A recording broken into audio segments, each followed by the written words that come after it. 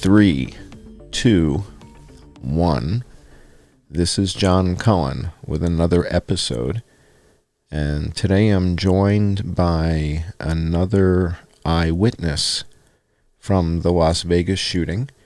And as in the past, we're not going to get into names, and it's just not that important. So I'm going to welcome you to the show and say thank you kindly for joining us.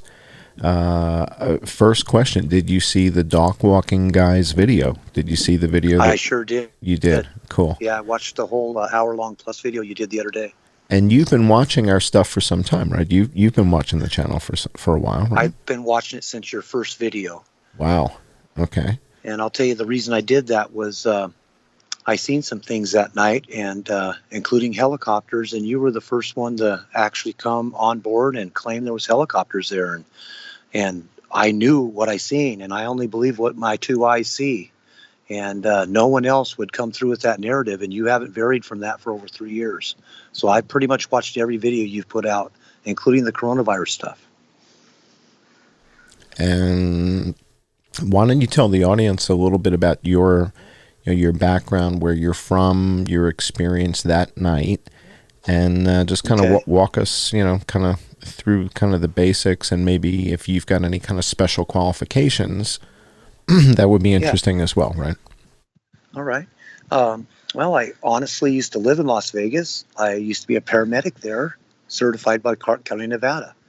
And I don't live in Vegas no more. It's been quite a while since I did that. And I was down there on vacation. I was with my daughter, my girlfriend, and some other friends. And the night of the shooting, we had actually, I didn't know anything about a concert. I wasn't planning on going down in that area at all. We were staying at a timeshare down the strip. And it was, we'd gone down to get the last shuttle ride down to, we were trying to go to Fremont Street, to be honest with you. And the shuttle didn't take us from the timeshare down to Fremont. They dropped us off at the Excalibur. And so it left at like 10 minutes to 10, if I remember right. And we caught the very last shuttle to go down to the Excalibur and called an Uber on the way down there. And what ended up happening was there was not much traffic at all that night. We got down there pretty quick, and I'm not sure if you're familiar with Excalibur, but there's a turnaround on the front on the strip side, and there's a turnaround on the, where like a area where they drop people off on the back side by the 15.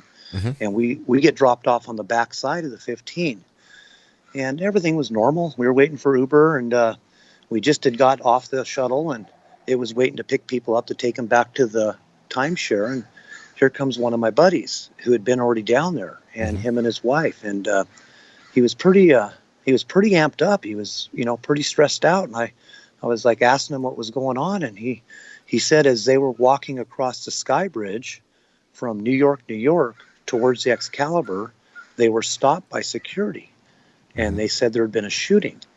And his wife is Ukrainian. She don't speak good English, so she got nervous. And my buddy, he's a Canadian. He ended up, he's the nicest guy in the world. The guy's probably never disobeyed an order in his life, but he was trying to find out what was going on, told him he had to get across to take the shuttle, and she got scared and basically left him and went towards the shuttle. And so he disobeyed what they were telling him, went past the security and continued to cross the sky bridge, and not even 20 seconds later, that's when I ran into him, because he was trying to make that shuttle to get back to the timeshare. Okay.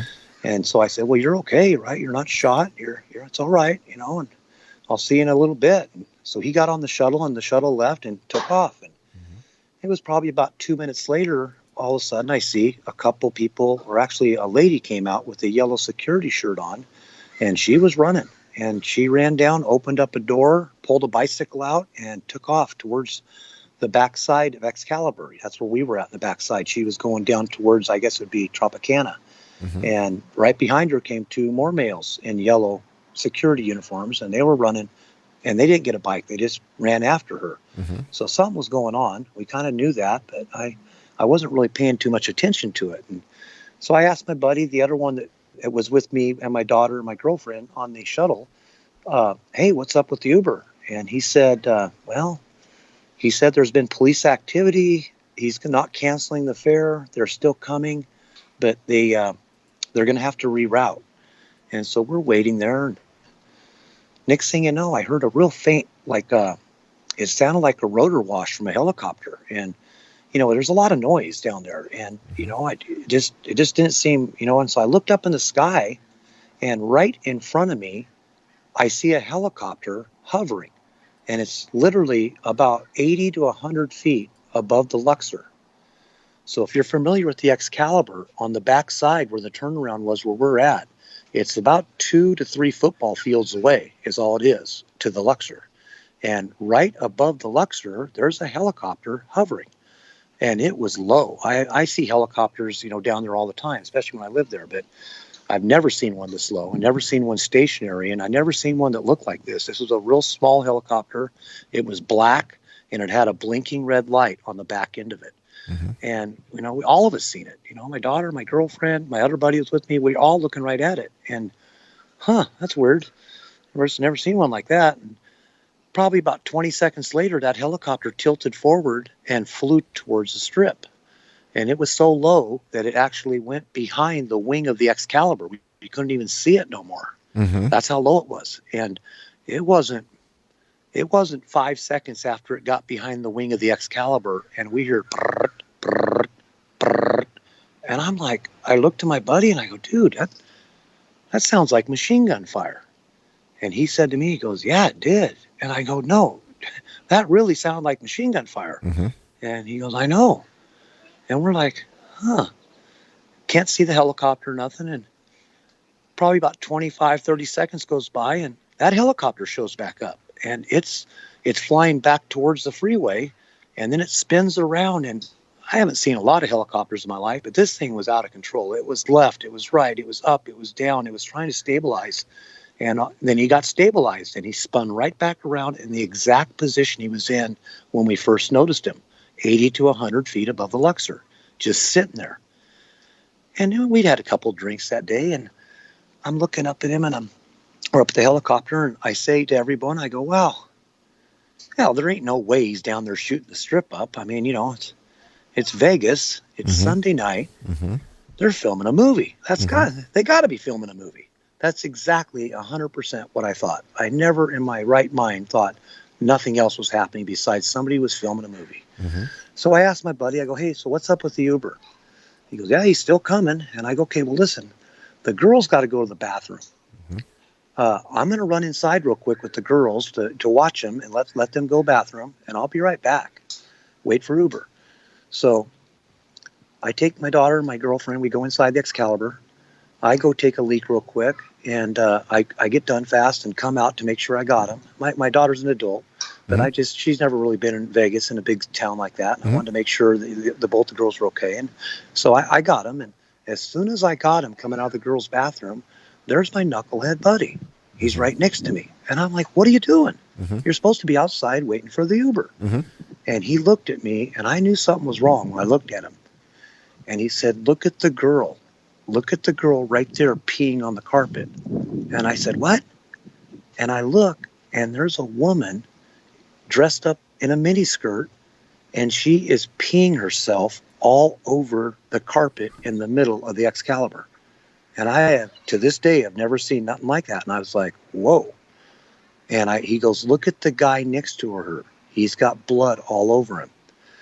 So I look about 5 feet to the right of her, and there's a guy standing there, and he has got blood everywhere on him. And I'm like, oh, shit. I knew something wasn't right then. And so, when you go to paramedic school, they teach you, you got to protect yourself and your crew. So when you go into a situation, you just don't go in to help people. The first thing you do is you do a scene security check, and you make sure everything's safe around you before you move forward. I did not feel comfortable going up and talking to these people at all. I didn't know if they were part of the problem or just victims or what was going on. So I looked around, and to my right, I seen a lady, a security lady, that was behind a little podium. And I said, listen, you guys, I'll be right back. I'm going to get security. So I walked over about 100 feet to this lady, and when I got there was like 5 or 6 different people there, and they were saying there's been a shooting and things are crazy, and it was pretty chaotic inside the casino at that time. Obviously something happened. People weren't just pulling the slot machines no more. There was people screaming. There was some running around going on. It was pretty nuts. And I listened to him talk to her, and I was like, listen, lady, look over there. Do you see the lady peeing on your floor right now? And she looked over and seen the girl pissing all over the floor. And I go, look to the right. Look at that guy. He's got blood all over him. You might want to call security and send them over there. They probably know what's going on. So she does. She gets on the radio inside Excalibur, calls security, and they go over and grab him. They bring him right to the podium where I'm at. Now, in the meantime, my daughter, my girlfriend, and my other buddy had came up next to me to be with me, and here they come over. She's not doing real good. He's actually being escorted. He's being helped by 2 people over there. I'm not sure if he's shot yet or what's going on. He's not. He's actually just 100% emotional. And so he's covered in somebody else's blood. He's covered in blood. But somebody else's blood. Yeah, I'm assuming so at this point, because it didn't look like he was shot. And he said he was having a hard time getting his words, but when he finally calmed down and was able to tell the security what was going on, his words that he said, and I remember them like it was yesterday: why would the police in the black helicopter shoot my friend in the neck? He died. That's exactly what he said. And right then I knew, oh my God, that helicopter we seen outside, that was no joke. That wasn't no movie. We're under attack. We're under a terrorist attack. And I'm freaking out. I mean, I got to keep my composure. I got my daughter there. My girlfriend's freaking out. And, we're all scared. We don't know what to do. People are running around. My girlfriend, she was pretty drunk. She decides that she's got to get out of this casino. And I'm like, whoa, wait a minute. We can't leave nowhere. We cannot go outside. There is a helicopter out there shooting people. You know that. And she will not listen to me. She's like, this is like India. This is Mumbai. They're going to attack the casino. We got to get out of here. And I don't know where to go exactly to be safe, because we're not staying there. We're down the strip. So she's going to the door, and I'm telling her, stop. Listen, stop. And I go, me and my daughter are not going outside. If you go out that door, you're on your own. And short of tackling her, she wasn't listening to me. She was so emotional and stressed out. And so she tried to go out the door, and it hit her right in the face at a full-speed walk. What do you mean? The casino was on lockdown. Nobody was going in. Nobody was coming out. And I was like, okay, well, now I kind of feel a little safer that they've realized something's happened, and they're not letting anybody in or out, even though there was no security at the doors. They just had the doors completely locked. So I'm trying to figure out what to do. I'm thinking about getting in an elevator and just going up to a floor someplace and hiding there until we can figure out what's happening. But then I got thinking, I don't know if that's even safe. We don't have our key to get in a room. So we start walking through the casino a little bit. And believe it or not, there's some music going on in a lounge. And so we went down to this lounge, and they're still playing. And I got the girls and her boyfriend and my buddy to a back wall where there's some concrete all the way in the corner as far as I could get there. And we sat down. And, stupid me, I said, hey, I'm going to go up and get us a drink. They were still serving just like everything was open and everything was normal. I went up there and bought 4 vodka cranberries, and I ended up $50 bill later. I come back, set those drinks down on the table. We're all stressed out. We don't know what to do, where to go. And all of a sudden, we took one drink off those cocktails, all of us did, and I hear full-on blast of machine gun fire inside the Excalibur. Whoa. So much so that I took $50 worth of drinks and threw them on the ground, took the table, threw it upside down, threw my daughter onto the floor, threw my girlfriend on top of her, and I dove on top of both of them because I thought we were going to get shot in 5 to 10 seconds. That's how close it sounded. Whoa. And So I am like, oh my you're God. saying there was a shooter inside the Excalibur, and you're certain, Absolutely. and you're absolutely certain of 100%. this. Okay, I heard machine gun fire. So, and I've heard, I've watched all your videos. So I've tried to run it through my head. Did I really hear that? Could it maybe have been recorded machine gun fire that was played back through the speakers inside the lounge? Possibly, maybe, I guess. But at the time, it was convincing enough that I wasted $50 worth of drinks, threw everybody on the ground, dove on top of them, and everyone was running around like the craziest thing I have ever seen in my life. There was people running into each other, people falling over, people running into full-on slot machines at a full-speed run. Everybody was scrambling. I have never in my life seen a more chaotic scene than what I witnessed for that next 5 minutes. And so after a few minutes, and we hadn't seen anybody show up to shoot us, I seen the band grab their instruments. They all ran behind the stage and hid behind the curtains. I decided that we're going to take a chance. We're going to get up and make a run for it, and we're going to go behind the stage, and we're going to hide. So I get up, grab the girls. My other buddy, he kind of does this sometimes. He'll dissipate, and go away, and then he'll come back, and he's gone. It's just us three. So we run back behind the stage, and we hide with the band. And there's probably another 10, 15 people besides the band back there too. There's 25 or 30 of us sardined in this little area back behind the curtains. And I'm looking around, kind of trying to see what's safe and what's not. And it's all sheetrock and it's all metal studs, and there ain't nothing going to protect no bullet coming through the wall. So I'm pretty nervous, that even though we're out of sight and we're hidden, that if somebody comes in and sprays that lounge with bullets, we're all in trouble.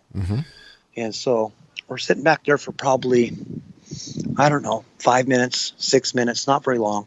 And my phone rings, and it's my buddy. And he's freaked out. And he's calling me, and he's saying, "Hey, dude, what's going on? I'm hearing machine gun fire inside the casino." And I go, "Yeah, we did too. We're hiding." And he goes, "Listen, I'm upstairs. I found a banquet room. I went through another banquet room through that, found a service hallway, and I found a concrete room, a maintenance room that is safe. We can hide here. Come up here." So I took a chance, grabbed the girls, and we left the lounge, hit the escalator, went up to the second story, got in the we're trying to go in the ballroom, and there was it wasn't a security guard. It was just a regular Excalibur employee that was walking. And I said, "Hey, we're scared. We don't know where to go. We're going to go in here." And he said, "Go ahead." So we went inside this ballroom, and it was probably a 500 to 1,000 person, but it was huge, huge room. We go through that. My buddy, no, not here. Let's go through this. So it goes to another hallway, a big hallway, and that led to another ballroom the same size.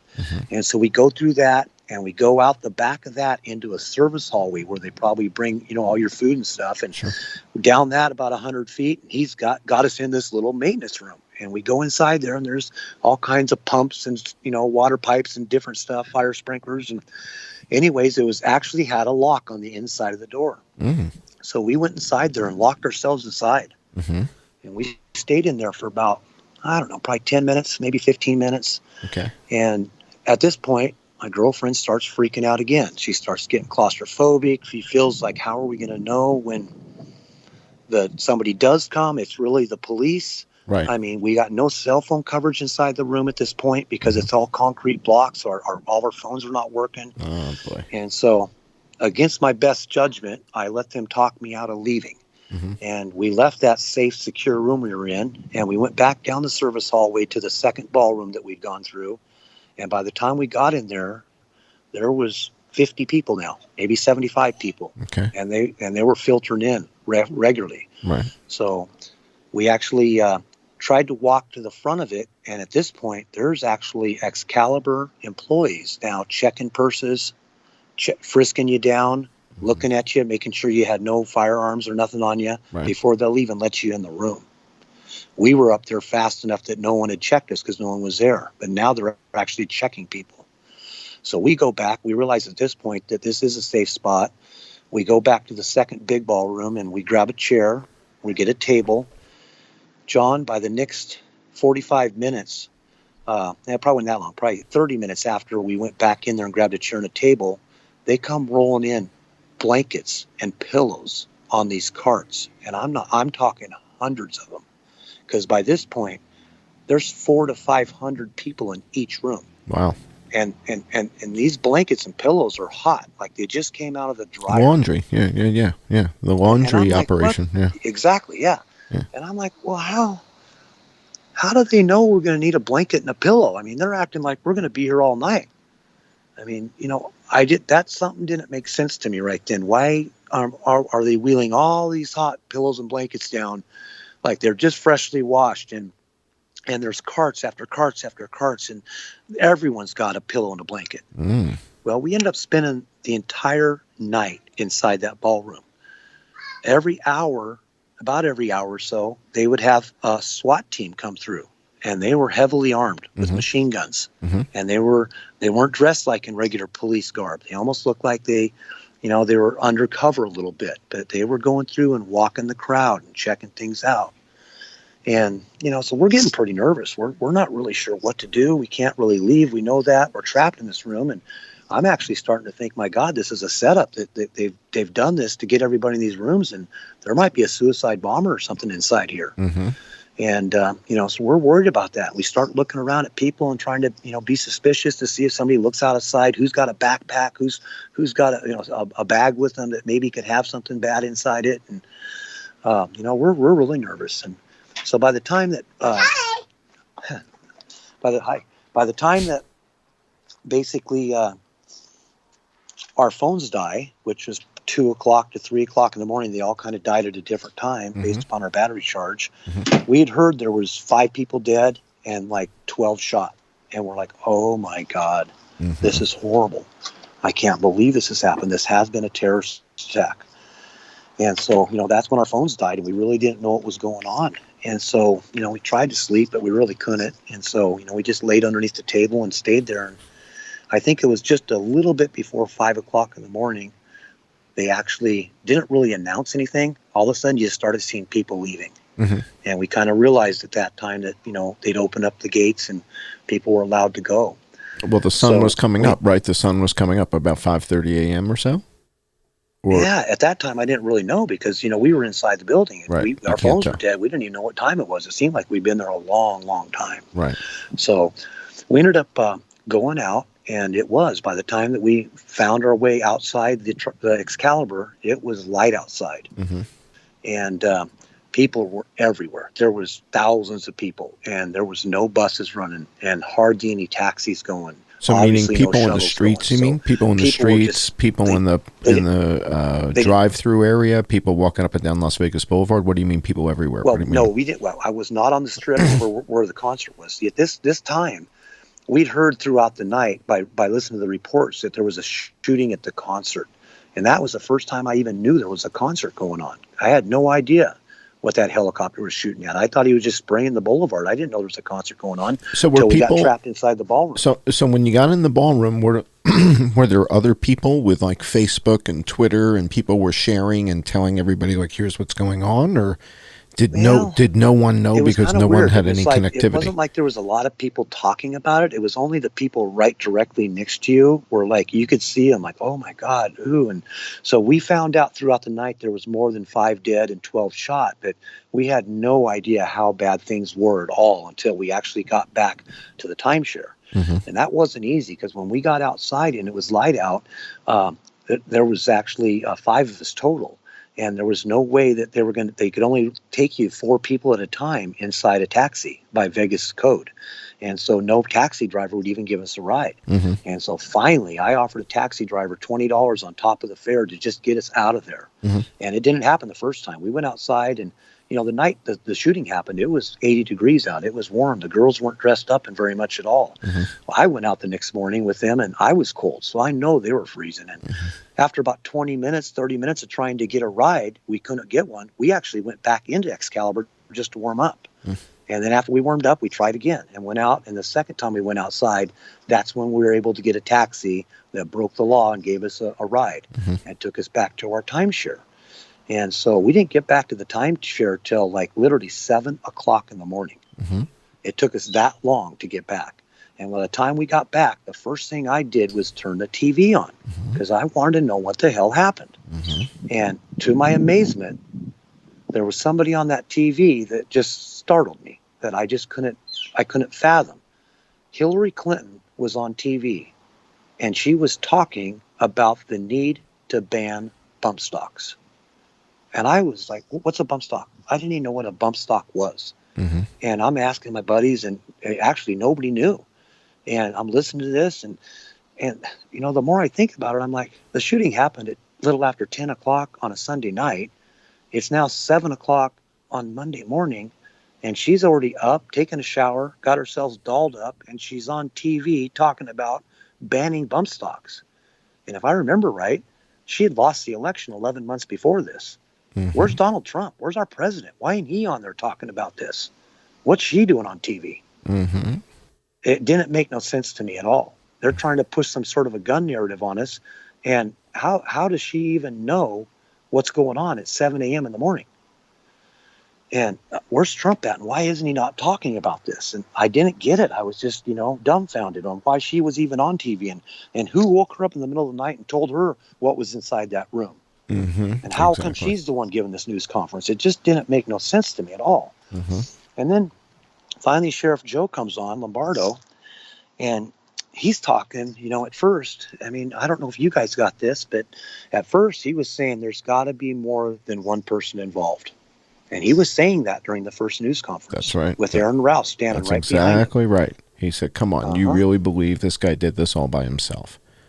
And exactly. Yeah. And then shortly thereafter, on that second day, on the next news conference, he goes, well, Paddock actually, he didn't say he did, but he actually could have done this by himself. It's possible.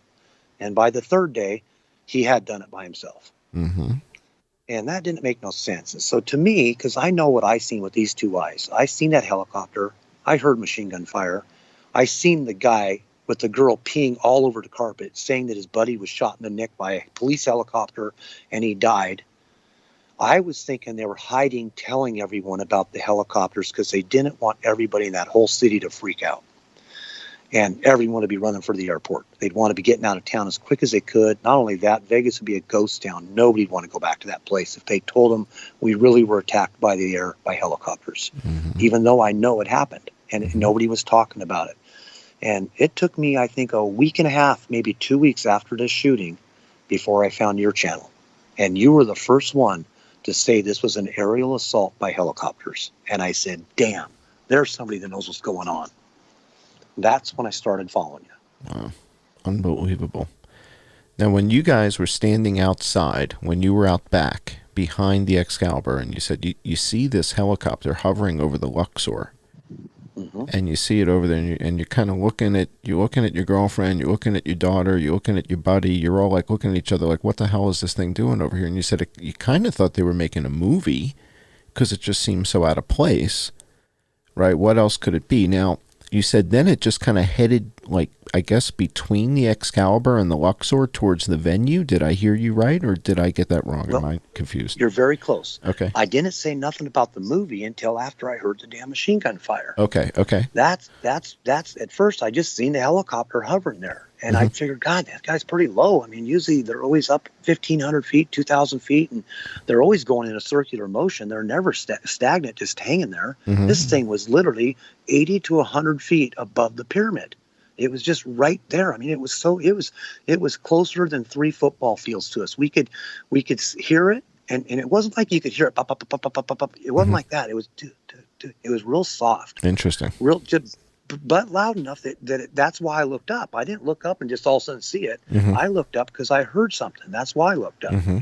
But it was quiet. It really was compared to what I've normally noticed from a helicopter. Sure. And then it tilted forward after hovering there for a little bit, and then it flew towards the strip, and it was so low that it went literally behind the Excalibur wing. You could not see it no more. It was that low.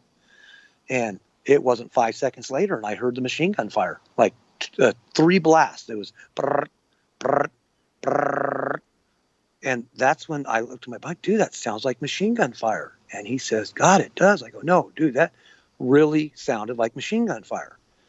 And we were kind of just like in awe. And 20, 30 seconds goes by, and that helicopter shows back up. That's when it was out of control. It was just left and right and back and forth, and then it spins around, and it got all situated and level again. Mm-hmm. And it was pointing right back towards the strip again. That's when I said, oh, dude, you know what? It's Sunday night. We're in Vegas. They're not shooting up the strip. They got to be filming a movie. That's what it's got to be, a movie. I just wrote it off that they're filming a movie, and we're right in the middle of it, And later on, after all this, my girlfriend said, man, we were right there. We should have took a dang video of it. I mean, the helicopters, because if you remember right, at first nobody had any video of helicopters. Mm-hmm. You had said they were there, but no one had any video to show it. Right. And then you start talking about the women down there in the concert that were calling 911, saying that you need to send air support. Right. They're in the air. Right. I remember all that. I go, hell yeah, they were. I seen them. I'm curious how loud it was when you heard the gunfire. You've watched a bunch of the videos that that I've published, and one of them, you've got the people up in the foundation room on the top of Mandalay Bay, and the gunfire sounds really loud up there. I'm curious what it sounded like where you guys were. How loud was it, or was it kind of muffled when you heard the gunfire? Well, if you remember the taxi video, that gal that was down in front of Mandalay Bay? Sure, Corey Langdon. That it sounded not as loud as that. That was really loud. It sounded like there was somebody right on top of the parking garage at Mandalay Bay in her video. Right. And it wasn't that loud. And I think the reason for that is I think the guns were pointed away from us. They were pointed towards the concert, and we would have been on the opposite side. Plus, we had that whole wing of the Excalibur Hotel blocking the sound also. Because you're on the side of the Excalibur, on the side of the 15. Exactly. I'm on the freeway side. If you look at the Excalibur, there's 2 roundabouts. We were on the roundabout on the side of the 15. And we were actually sitting right on the benches waiting for the Uber to pull up when all this went down. So the view that you had of the backside of the Luxor was unimpeded. I mean, you've got a great view of the backside of the Luxor. Perfect. Right. Yeah. I was just there like 3 weeks ago. And I've been to Vegas 3 or 4 times since this happened. I have not stayed in a hotel strip since then. And I used to only stay in hotel strips because of this. And I follow your channel. I followed some other channels for a while, but when they started, fighting against you and not wanting to play into the helicopter theory, I thought they were just disinformation. There's something wrong. If they don't have an open mind to listen to people that actually seen stuff, and they weren't even there, I don't want to follow these guys no more. So I just pretty much have put all my eggs in your basket because I think that you're an honest person. You want to get to the bottom of what's really going on here. And I've done a little investigation myself. A year after the shooting, I was back in Vegas, and I stayed at the Travel Lodge, which was just around the corner from Reno and Giles. Okay, and I stayed there on purpose because I wanted to go check it out.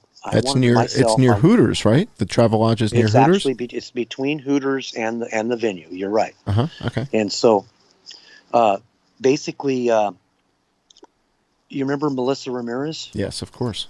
Okay. So, I wanted to go check that out. I'd heard, I can't remember if it was on your channel or another channel, I'd heard that 2 people were shot in the corner in front of the building where she was found dead. And I wanted to go look at that and see if it seemed feasibly possible that he could have shot from Mandalay Bay all the way across the concert venue and travel as far as it was from Mandalay Bay, supposedly, to the concert, that far again to where these 2 people were supposedly shot. And there's also a whole bunch of trees right there on that corner. And it just didn't make a lot of sense to me that he could have done that.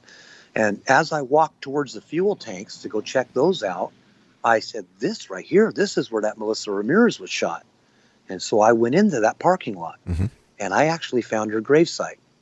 I didn't go there this year and check it out, but I went the first year after the shooting, and the second year I went back there, and there's actually a memorial for Melissa Ramirez. I've got pictures of it on my phone, and where they found her.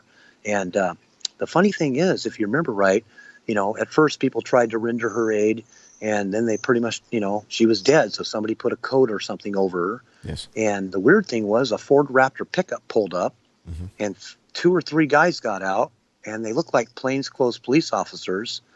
And you would think if somebody's dead on the ground, you would set some cones up, you'd do a crime scene tape, and you'd secure the area. Well, that's not what happened at all. That's right. They went out and picked her up and loaded her up in the back of that pickup and drove away. That's right. Okay, That's right. And if I remember right, Melissa Ramirez was found, along with multiple other people, in a pile on the outside of the fence of the concert. That's where they found her body.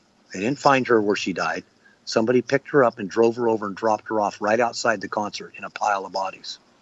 Well, that I don't know about that part, but certainly we have the footage of where people were trying to attend to her, and where she passed away, and then I have the footage of the pickup truck, and I believe that that there are officers. I think that those are police officers with. I think so too. Yeah, with the pickup truck because they had guns on them. You could see their guns. And I think the weird thing is, I haven't heard no one talk about is about 20 feet to the left of the driver's door of that pickup, which no one's talked about. There's a service door that goes into that warehouse, and there's a bullet strike on that door. Yes, It was there last year, and it was there the year before. I've got a picture of it on my phone. Well, Laura Loomer went there. And that bullet strike was not coming down at an angle like if Paddock had shot from the 32nd floor, which it almost is a half a mile probably to where this is at. And you would think that, maybe it did hit the ground and ricocheted up, but the bullet mark that's on that door and the dent that was on that door was actually on a trajectory going upwards. Yes. Not going down. Yeah, I remember when Laura Loomer went to examine that, and she took some pictures of that. Also, there's footage that I have from inside that building. So everything that was happening outside with Melissa Ramirez, there were people who went into that building and hid inside. And the police ended up coming and rescuing those people later. But yeah, I mean, the things that you're saying, it's all consistent with the evidence. And for me, it's just that there's too many eyewitnesses. There's too many eyewitnesses that keep mentioning helicopters. And there's too much photographic evidence showing things in the sky that are not on flight radar.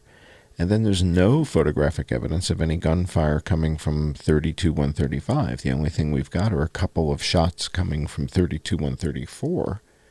And the LVMPD said those were all at the tanks. So if those were all at the tanks, they didn't kill anybody. So the shots. I thought about that a lot too. With the fuel tanks. I followed you on that. So I went over and looked at the fuel tanks, and I didn't see this live right when the shooting happened, but I'd seen it on some website somewhere that the first strikes on the tanks. This is before they went and did the repairs on them. They actually looked like they were charcoaled, like some sort of a fire, starting type of round was shot at it, an incendiary round. Yes. And then the pictures I have now on my phone of the two strikes, the one in the middle of the tank and the one just underneath the lip, you could see where they went in and welded it and did a circular repair, and then they put epoxy type of paint to cover the area. But they've covered all that up. But if I remember right, when this first happened, the actual marks on the tank looked like they'd been blackened and burned. From an incendiary round, oh, no doubt. And that's why Douglas Haig is serving, I believe, 1 year in prison for manufacturing. Really? Yeah, for manufacturing and selling Raufoss zirconium-tipped, basically knockoffs. So there's a company in Finland called Raufoss, and they make military munitions. And they make a round called the Raufoss zirconium-tipped incendiary armor-piercing round. And the zirconium tip ignites diesel fuel or jet fuel. And Douglas Haig was manufacturing these and selling them. And you're not supposed to do that, I guess, without a permit or, I don't know. Was that the guy in Arizona? I guess so. Yeah. And right. that was the reason why I was so suspicious because this Doug Haig guy who was making the munitions happened coincidentally to work at the Boeing helicopter plant in Mesa, Arizona, right, where all these helicopters supposedly came from. And what we're learning this week, 3 years after the event, is that a big part of my hypothesis, it appears, was wrong. I was assuming that the perpetrators were using the AH-6I Little Bird helicopters. But more and more eyewitnesses are coming forward and saying, no, they weren't round like that. They were kind of squared off and edgy. And between you and the dog walking guy and some other people that I've been talking to, it sounds like the attacking helicopters were Blackhawks and Apaches, not AH-6I Little Birds. I'll tell you what, I that's the only point that I would disagree with you on. I remember that helicopter, and I knew what it looked like. And when the guy described it as his buddy was shot in the neck by the police in the helicopter, it looked like a police helicopter to me. And when I didn't know what the AH-6I is or anything like that until you posted it. Right. And when I seen that video where the final scene is them shooting in the lake, remember that video? Yeah. That one there. As soon as I seen that helicopter, it sent chills through me. I was like, that's it. That's the helicopter I seen. Okay. And I do believe it was a little bird that we seen above the Luxor. All right. So it's entirely possible that there were 2 little birds, 2 Blackhawks, and 2 Apaches. Or there could have been 3 Apaches and 2 Blackhawks and 2 little birds. They've got all of them. They're all sitting in the same place in Mesa, Arizona, where they were training with Frank Muth's OPM SANG, the Office of Program Management, where we were training these guys how to fly. And we trained them in the Apache, we trained them in the Blackhawk, and we trained them in the Little Bird. And they've got all of it. They've got all of that equipment.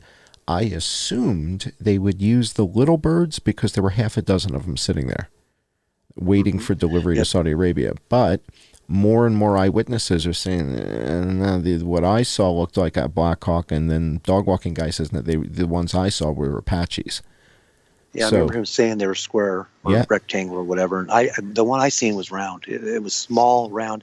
I mean, it looked just like the little bird. Well, and I didn't know that till you put the video up. But speaking of Frank Muth, I get a lot of people I try to tell what happened to me, and they're doubters, and Paddock did it. And I go, no, you're wrong. Paddock was probably the first one killed. Mm-hmm. He probably was dead for quite a while before the shooting even started. Mm-hmm. Let me tell you what happened to me. And I go through and tell them the story. And I said, if you want to corroborate this, if you want to, I don't think you're going to go follow 250 videos from Johnny Hoover. But what you can do is go look up Frank Muth and watch that video. Mm-hmm. And that might answer some questions for you. Because that's one of my favorite videos that you've ever done. Yeah. That kind of ties everything together, at least back in the old days. Mm-hmm. That's a powerful video. Yeah, in fact. You think about that. What happened at Nellis Air Force Base, a week and a half, 2 weeks after the shooting? The head of the Nellis Air Force Base was, demoted and turned into a recruiting officer, right? Well, the head of Nellis, the commander in charge of counterterrorism, he was fired.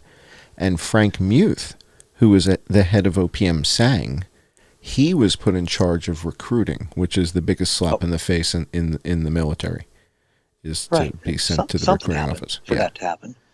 No doubt. I think they dropped the ball, and they didn't recognize what was going on. And it's interesting that you say that the Frank Muth video is one of your favorites. That's the video that was the one that triggered Jason Goodman to reach out to me. I didn't know Jason at all.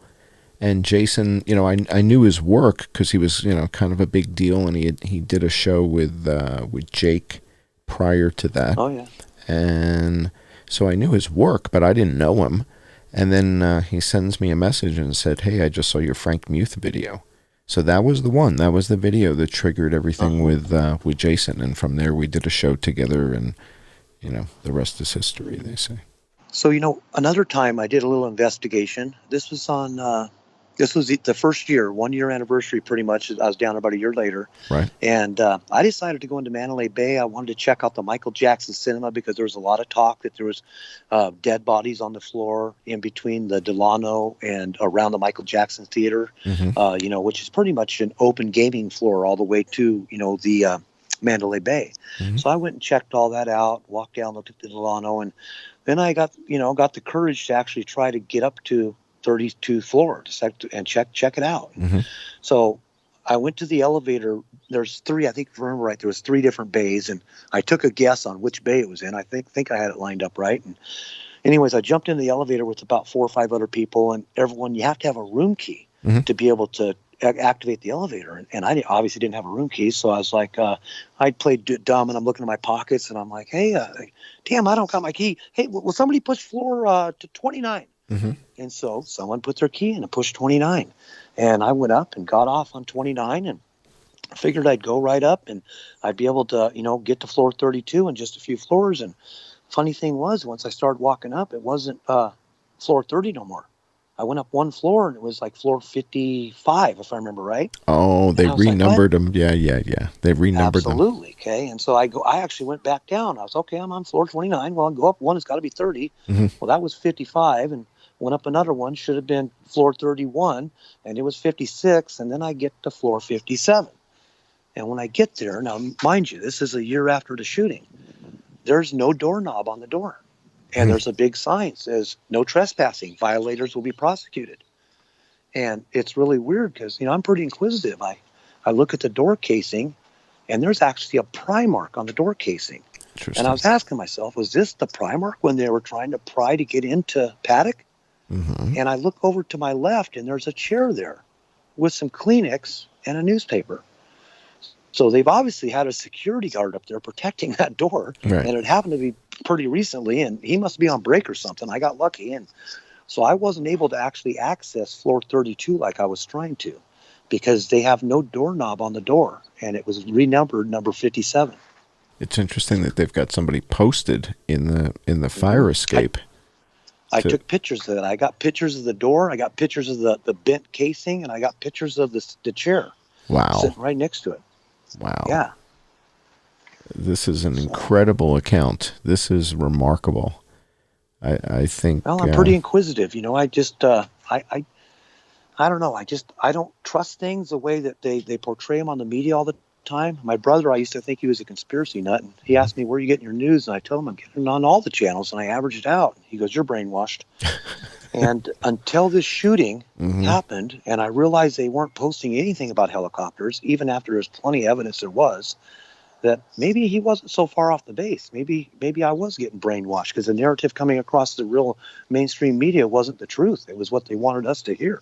Yeah, I mean, I was just stunned. I've never seen a cover-up of this magnitude ever. I mean, since JFK or since 9/11. I mean, those are the two big watershed moments, but I mean, this is significant. I mean, we got, 60 people dead now, 61 people dead. Two of the people that were shot at the concert have since died since the concert. And, if Stephen Paddock never killed anybody and he was the first victim, we need to count him too.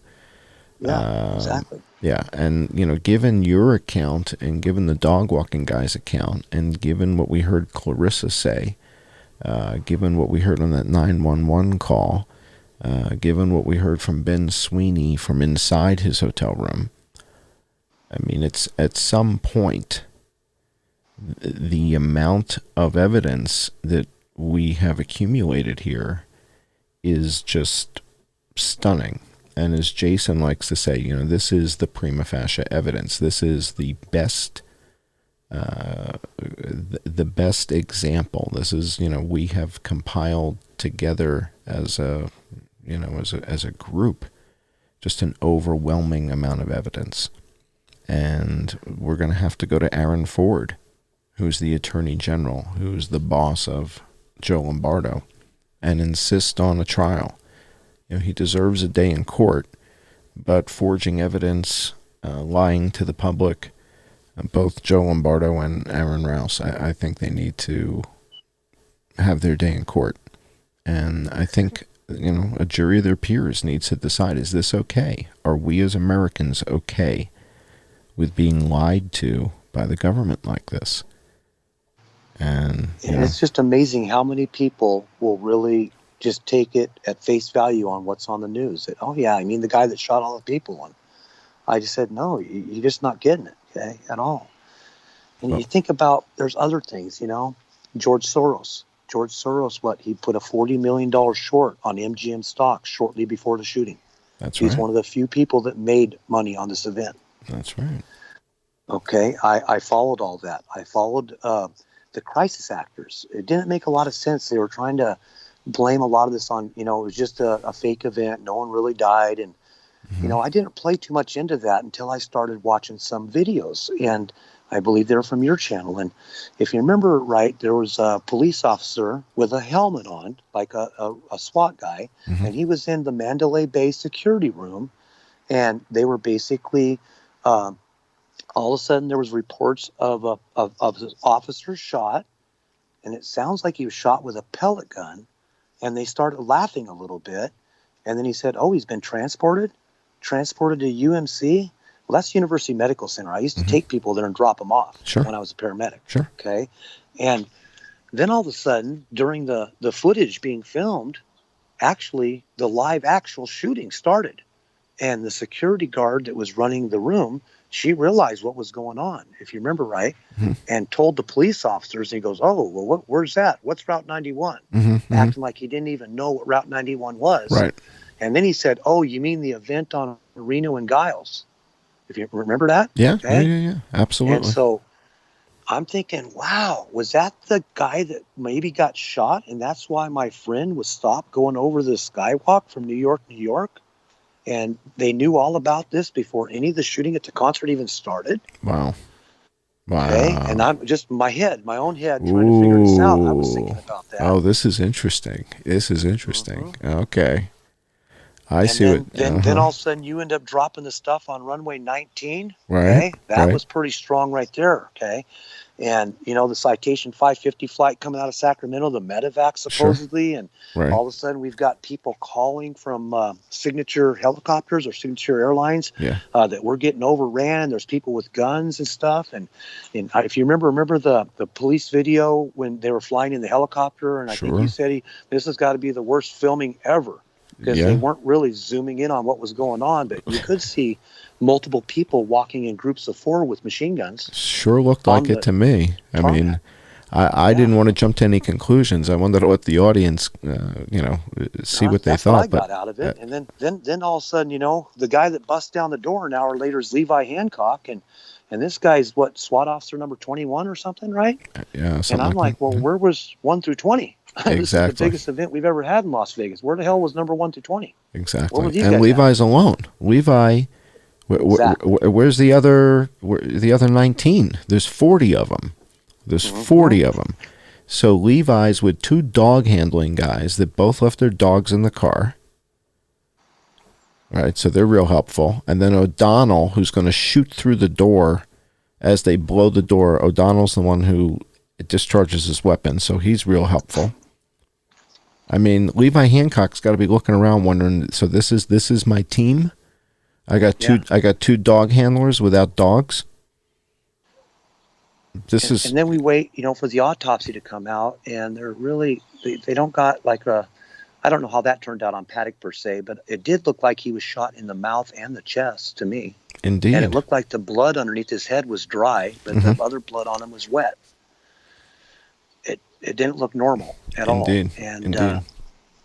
Well, tell me more about the feelings that you and your family. What was it like after the fact? As you're watching the news and you're kind of waiting. I mean, you've got to be wondering kind of the same thing I was wondering, which is, well, when are they going to break the part about the helicopters? When is? That's exactly what I was waiting for, and are they going to wait a week or two until they get somebody in custody before they do it? And I might be wrong on this, but the whole time I'm trying to, where's Donald Trump in this? Why hasn't he said anything? And the only person we've heard from is Hillary Clinton. It's not making no sense.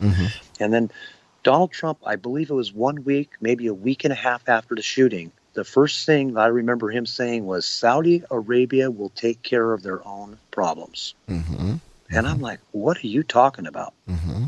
I had no idea that he was tying this to Saudi. And at that point, you hadn't tied it to Saudi. Not yet. You just were saying helicopters, right? Yep. And then a month later, on the 5th of November, that's when all the things went sideways in Saudi. Yep. And they locked all the people up, as you just talked about in the last video. Yep.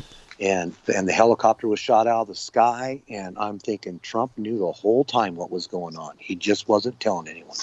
Well, if the FBI was helping MBS round these guys up, which was my original hypothesis about the FBI, and this is why early on I felt like, all right, if they're keeping it a secret so they can catch these guys, all right, I understand. But once they've caught them, once they've been arrested, it's time to come clean with the public and tell people what just happened. And this is the part that the FBI, when you think about it, when is the last time you heard from the FBI when they've come forward and said, hey, we got to tell you guys this story. This is crazy. There was a group of people who we were investigating, and you don't hear anything from them anymore. Nothing. Don't hear about the tannerite inside the Mandalay Bay. But I'm not even talking about this crime. I'm talking about any crimes anywhere. Like the shooter in Parkland. The shooter, what was his name? Cruz? Patrick Cruz or something like that? Mm-hmm. Just beat up a guard in the prison that he's in. He and the guard just had like a huge fight. And I don't think any of the media has covered that at all. And I thought that was, like, wow. So this guy who did the shooting at the school is beating up guards within the prison. And it's all on film, by the way. But you're not going to hear any of that, right? Yeah, I didn't know about that. Yeah. So it's fascinating that the FBI just feels that they do not need to be accountable to the public. And that they can just lie to the public. The day after the shooting, what happened to the 3 FBI agents in the storage unit? Well, that's a huge aspect of the story, and there's not many people who know anything about that. So why don't you take a couple minutes and tell the audience a little bit about that aspect of the story? And I don't know a lot about that, but I remember reading in the local Review Journal down there that 3 FBI agents, if I remember, were shot dead the day after. It was 1 or 2 days after the shooting in Las Vegas. Yep. And I always wondered, did that have anything to do with this? Were they serving a search warrant? Were they doing something to try to figure out Paddock's whereabouts? Mm-hmm. And I don't know. It's really been out of the news and no one hears about it. Mm-hmm. Well, there's someone that you'll probably hear from on this show in the coming weeks that witnessed that roadblock after that FBI killing and was at that roadblock and was not allowed to pass. And so someone has reached out to me that was near that event. And so we're going to hear more about that in the coming weeks. So stay tuned. But we're right at 1 hour on this show. And I think, this is just earth-shattering information.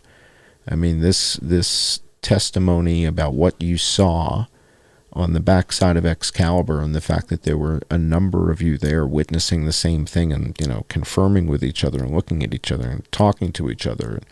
And then that this guy walks into the Excalibur and says, they just shot my buddy in the neck. Why would the police do that? Mm-hmm. In a helicopter. And that's part of the illusion, right? Jody Cachego on the roof of Mandalay also thought he was looking at police helicopters because what else would it be? Who else would be up there shining lights on people, right? Yeah. And that's normalcy bias. Normalcy bias is when something like this has never happened in America. So Americans, they don't expect it. It's like, how could that even happen? It's crazy. And yet... One final thing, on the police helicopters, if I remember right, they didn't even show up on scene till like 10:23 or 10:24. And when they did, they actually had landed at the Harley-Davidson dealership on the Strip before going up there in the air. And you would think if you're going to go out and take out a sniper that's in a room, you would probably go up with a sniper rifle with a scope on it. You wouldn't be loading belt-fed machine guns in your helicopter And that's exactly what they were doing. Mm-hmm. They loaded belt-fed machine guns in the helicopter. To me, that was telling me that they were going up in the air thinking they were going to battle with another helicopter with a belt-fed machine gun. Pretty wild, isn't it? They certainly weren't going to shoot the side of the hotel up with a belt-fed machine gun with guests in it. Well, what's interesting is the amount of grief that Cordell Hendricks got. But Cordell Hendricks was the one who said, I'm on the 31st floor. They're one floor above me. They knew that it was 32-135 from Jesus Campos and Stephen Shook. So they knew what room it was. So the question then becomes, when the helicopter did arrive, why wasn't the helicopter just sort of hovering right outside the room, shining the light in the window? What were they looking for? Why were they flying around and around and around like a bunch of nitwits when they know what room it is? If you know what room it is, what are you looking for? Right. You know where the guy is. You know he's in room 135. Why don't you just stop and shine your light on 135? And we have no footage from that initial sortie of that helicopter looking at room 135 or 134. It just doesn't exist. So it's this preponderance of evidence that just says the narrative, unfortunately, it's just not true. And so then what do we, the people, want to do about it? What do we, the people, think is the appropriate... Justice.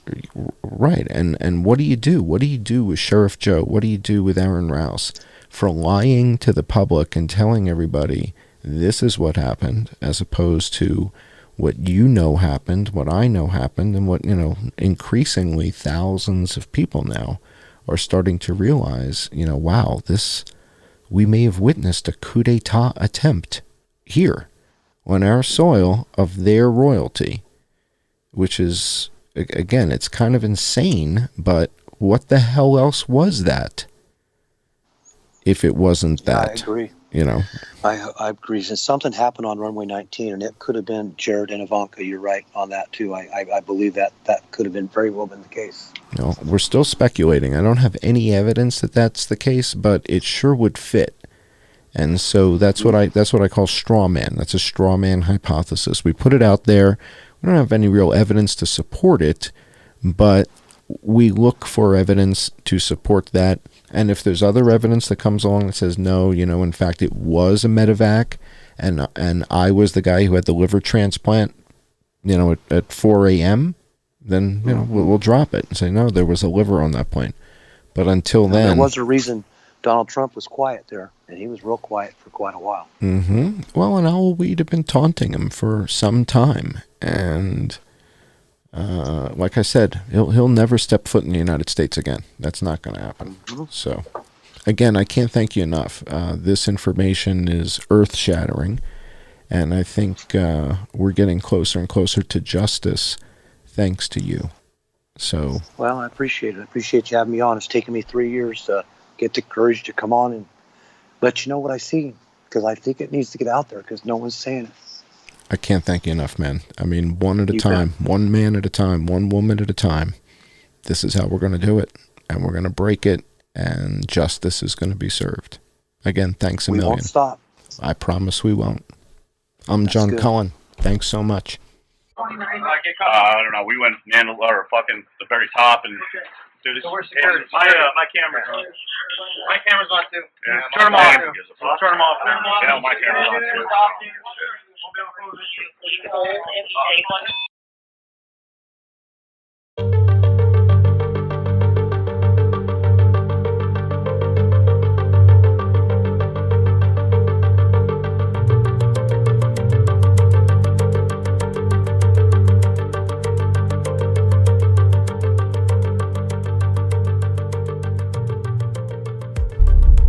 You're never going to find any peace.